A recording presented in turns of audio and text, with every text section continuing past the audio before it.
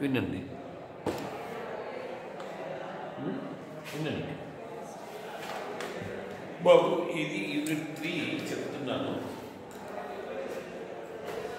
Differential equations of higher order with constant coefficients. ఒక example చెప్పారు. nth order differential equation example చెప్పారు. అది ఈ ఫార్ములా ఉంది. ఓకే, ఒకవేళ ఈ p1 p2 pn కాన్స్టెంట్స్ అయితే ఇది with constant coefficients. nth order అంటే ఇక్కడ స్క్వేర్ ఉంటే సెకండ్ ఆర్డర్, క్యూబ్ ఉంటే థర్డ్ ఆర్డర్, 4 ఉంటే ఫోర్త్ ఆర్డర్, డిగ్రీ 1 నే పెట్టండి. మన కన్వీనియంట్ కోసం d/dx అంటే క్యాపిటల్ D అని, y అంటే పక్కన y, d²/dx² ఏమనుకున్నాం అట్లే y into y రాసి ఇది ఇక్కడ పెట్టాలి. y కామన్ తీస్తాను, దీంట్లో y దాని ముందు ఇలా y పక్కన కామన్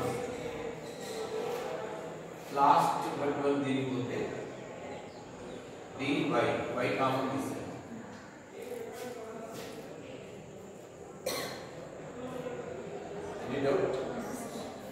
ఇది మన కన్వీనియంట్ కోసం ఇలా రాస్తాం. మన కన్వీనియంట్ కోసం ఇప్పుడు ఈ టాపిక్ లో ఈ రైట్ సైడ్ 0 ఉంటే సాల్వ్ చేయడం ఎలా అని చెప్పిస్తాం. దీనికి ఏం చేయాలంటే ఇందులో d బదులు m పెట్టుకోవాలి, y వదిలేయండి, ఇది తొక్కాయి. దీన్ని ఏమంటారంటే ఆక్సిలరీ ఈక్వేషన్, AE అని సింబాలిక్. దీని సొల్యూషన్ రావాలంటే దీన్ని ఫ్యాక్టరైజ్ చేస్తాము, తర్వాత ఆ సొల్యూషన్ ఈ టేబుల్ బేస్ చేసుకొని రాస్తాం. సొల్యూషన్ గురించి ఇది ఎక్స్ప్లెయిన్ చేస్తూ ఉంటాను, ఇది తులిపేద్దండి. నెక్స్ట్ క్లాస్లో కూడా ఎవరో సార్ ఆ వైపు రాయమంటే ఒక చిన్న ఎగ్జాంపుల్ చెప్తాను. నేను ఎగ్జాంపుల్ మీకు అర్థమవుతుందని చెప్తున్నాను. ఇక్కడే ఎక్స్ప్లెయిన్ చేస్తాను, దీన్ని బేస్ చేసుకొని చెప్తాను. ఆ టేబుల్ బాగా ఐడియా ఉండాలి, నీట్గా రాసుకున్న టేబుల్. ఇవి ఇప్పుడే తెలుసుకున్నాను. ఒక సెకండ్ ఇక్కడ వినండి. క్వశ్చన్ ఇలా ఉంది, ఫస్ట్ క్వశ్చనే తీసుకుంటాము. ఇలా ఉంది ఫస్ట్ క్వశ్చన్.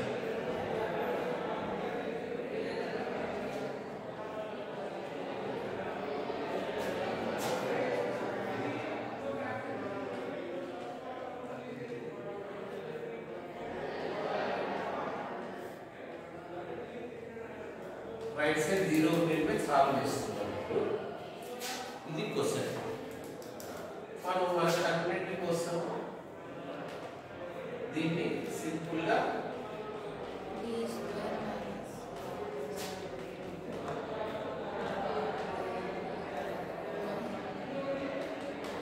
ఇది given equation. Any doubt? Any doubt? ఓకేనా? అర్థమైతే తర్వాత ఏం రాస్తాము?